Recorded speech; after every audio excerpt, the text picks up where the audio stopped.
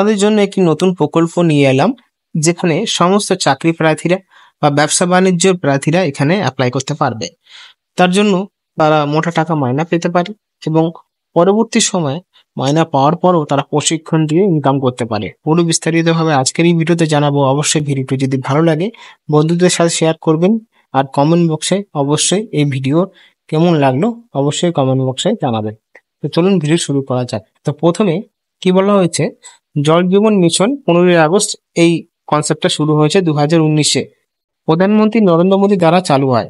লক্ষ্য 2024 সালের মধ্যে গ্রামীণ এলাকায় প্রতিটি পরিবার নিরাপদ পানীয় জলের ট্যাপ সংযোজন প্রদান করতে পারবেন। সেটা 2024 সালের কথা এবং 2025 এখন চলে এসছে, যেখানে আরো যুক্ত হচ্ছে। বাজেটে রয়েছে 3.5 লক্ষ কোটি টাকা, অনেকটাই অ্যামাউন্ট রয়েছে। নোডাল মন্ত্রণালয় এই দায়িত্বটা যে নিয়েছে সেটা হলো জলশক্তি মন্ত্রণালয়ের অধীনে পানীয় জল ও স্যানিটেশন বিভাগ।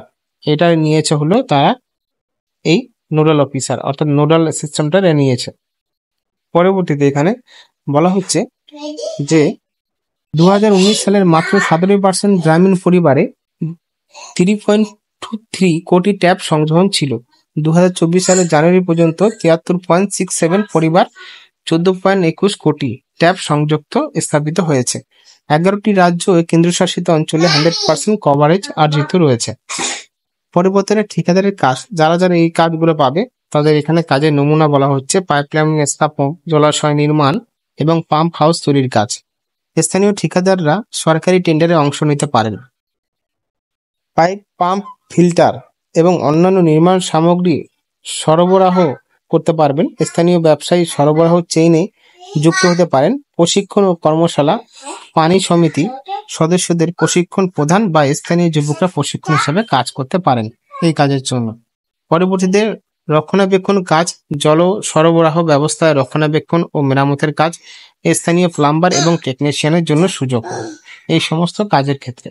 পরবর্তীতে আমরা দেখে নেব এখানে টেন্ডার সম্পর্কে তথ্য সংগ্রহ, প্রয়োজনীয় নথিপত্র যা যা লাগবে, জিএসটি, প্যান, ঠিকাদারের লাইসেন্স এই সমস্ত লাগবে। প্রস্তুত রাখুন। পানি সমিতির সাথে যুক্ত হন, গ্রামের পানি সমিতির সদস্য হিসাবে কাজ করুন বা প্রশিক্ষণ দিন।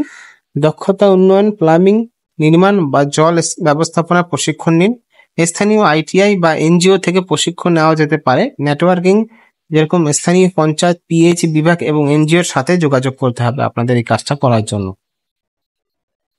ঠিকাদার সরবরাহ এবং রক্ষণাবেক্ষণ থেকে নিয়মিত আয়, সামাজিক প্রভাব, যেরকম গ্রামে নিরাপদ পানি সরবরাহের মাধ্যমে সম্মান অর্জন, দীর্ঘমেয়াদী সুযোগ, সরকারি প্রকল্পে অংশগ্রহণের অভিজ্ঞতা ভবিষ্যৎ কাজের দরজা খুলে দেয়। মহিলাদের ক্ষমতায়ন, অর্থাৎ মহিলারা এখানে অংশগ্রহণ করতে পারবে। বলা হচ্ছে পানি সমিতির মহিলাদের অংশগ্রহণের মাধ্যমে আয়ের সুযোগ আরো বাড়ছে।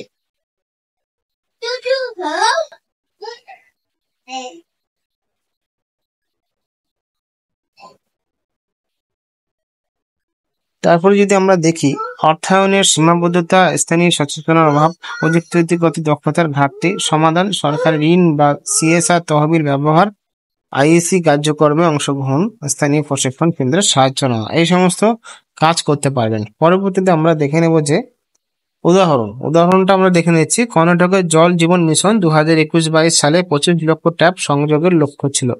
23টি পঞ্চায়েত ও 676টি গ্রাম হরঘর জল ঘোষিত।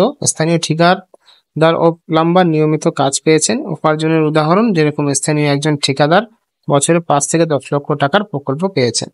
এই রয়েছে একটা ভালো অ্যামাউন্টের কাজ।